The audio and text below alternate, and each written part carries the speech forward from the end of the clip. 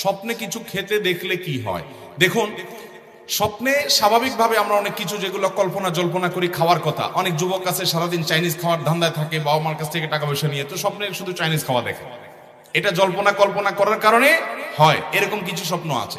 আবার কিছু স্বপ্ন আছে বেশ ইঙ্গিতপূর্ণ, ব্যাখ্যা সাপেক্ষ, যে প্রশ্ন থেকে ইন্ডিকেট পাওয়া যায়, সেটা স্বপ্ন দেখলে যদি আপনার কাছে মনে হয় বেশ তাৎপর্যপূর্ণ, কোনো ভীতিকর কিছু নয়, তাহলে সেটা ব্যাখ্যা সাপেক্ষ হতে পারে। স্বপ্নের ব্যাখ্যা যারা বুঝেন তারা বলতে পারেন যে কোন স্বপ্নের কি ব্যাখ্যা হতে পারে।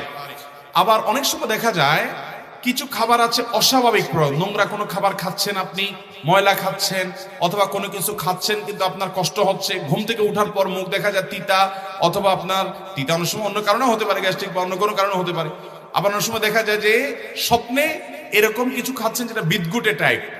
এগুলো বেশিরভাগ ক্ষেত্রে ব্ল্যাক ম্যাজিক হয়ে থাকে, দুষ্ট জিন এবং যারা ব্ল্যাক ম্যাজিশিয়ান স্বপ্নে এ ধরনের বিদঘুটে অনেক কিছু খাওয়ায়, কাঁচা মাছ খাচ্ছেন, এটা খাচ্ছেন, সেটা খাচ্ছেন, এবং অনেক সময় ঘুম থেকে ওঠার পরে আপনার এরকম অস্বাভাবিক অনেক কিছু দেখা যায়। এগুলো ব্ল্যাক ম্যাজিক ইত্যাদির প্রভাবে হয়ে থাকে, এগুলো কারণে মানুষ ক্ষতিগ্রস্ত হয়। আমি ব্যক্তিগতভাবে এক রোগীর কথা জানি, চিটাং রোডে আমার ভূমিপল্লী মসজিদের পাশে, মসজিদের 2-3 বিল্ডিং পরেই ভদ্রমহিলা অসুস্থ হয়েছেন ব্ল্যাক ম্যাজিকের কারণে। কোনো রোগ বালাই ট্রিটমেন্ট করে কিচ্ছুতে কোনো উপকার হয় নাই। ভদ্রমহিলা বহু দেশ ঘুরেছেন এবং মৃত্যু মুখে পতিত হয়ে গেছেন, বিছানায় পড়ে গেছেন, ইয়াং মানুষ, খুব বেশি বয়স হয়নি।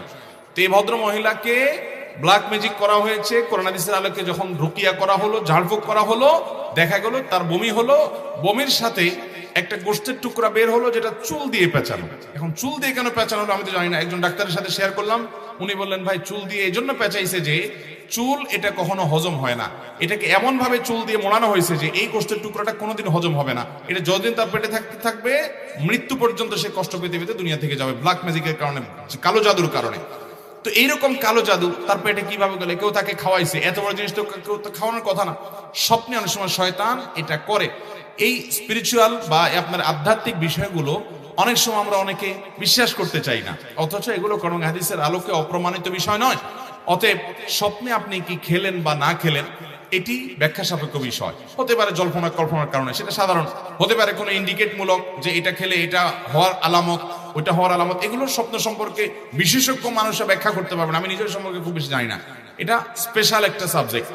আর ইসলামের স্বপ্ন, এটা ইমানদারদের স্বপ্ন বেশিরভাগ ক্ষেত্রে ইঙ্গিতমূলক হয়ে থাকে, ইন্ডিকেটমূলক হয়ে থাকে, ভালো বা মন্দ তার কোনো কিছুর আলামত হয়ে থাকে।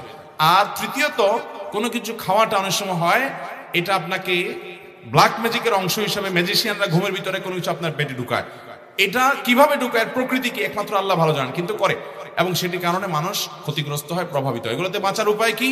ওই যে শোয়ার সময় উযু করে ঘুমাবেন এবং 3 কুল পড়ে পুরো শরীর বন্ধ করে ঘুমাবেন, সুন্নাহসম্মত আমলগুলো সকাল সন্ধ্যা করবেন এবং কোরআন তেলাওয়াত বাসা চালু রাখবেন, বিশেষ করে দেখবেন এই সমস্ত ব্ল্যাক ম্যাজিক থেকে আল্লাহ তাআলা আমাদেরকে বাঁচাবে।